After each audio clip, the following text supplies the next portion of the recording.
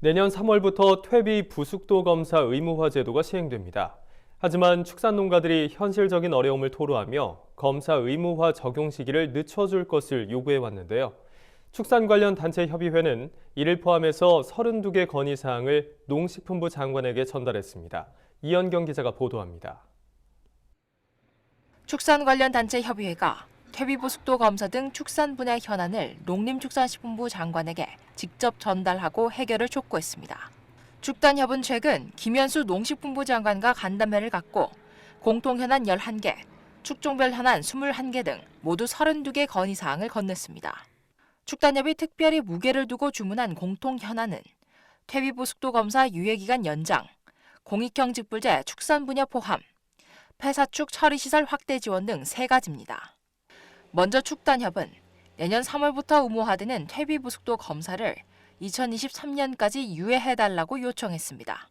현재 축종별 분뇨가 환경에 미치는 영향이나 현장 상황 등 실태 분석이 제대로 안 된 데다 이에 대한 준비가 미흡한 상황에서 급하게 제도를 시행하는 것은 바람직하지 않다는 겁니다.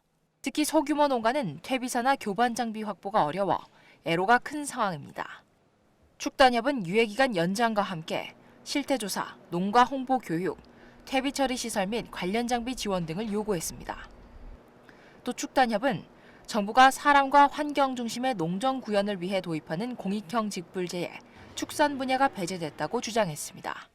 축단협은 축산 농가들이 한우, 토종닭 등 유전 자원을 보존하고 친환경 축산 비중을 늘리는 등 공익적 기능에 이바지하고 있다면서 축산 분야도 공익형 직불제 대상에 포함해 축산 소외 현상을 해결해달라고 주문했습니다. 폐사축 처리 시설의 확대도 요구했습니다. 축단협은 농장에서 발생하는 폐사축을 처리할 시설이 없어 농가 내 퇴비사에서 자체 처리하거나 방치되고 있다면서 지방자치단체를 중심으로 지역에 폐사축 소각기를 설치해달라고 건의했습니다. 이에 김 장관은 축산단체들이 전달한 건의사항을 꼼꼼히 검토하겠다며 축산 현안은 일일이 챙기고 있으므로 힘을 모아 해결해 나가도록 하자고 말했습니다.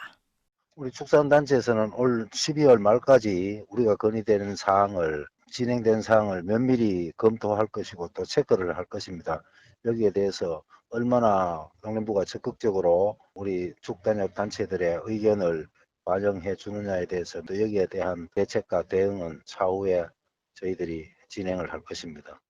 공통사항 외에 축종별 현안에도 축단협은 목소리를 높였습니다.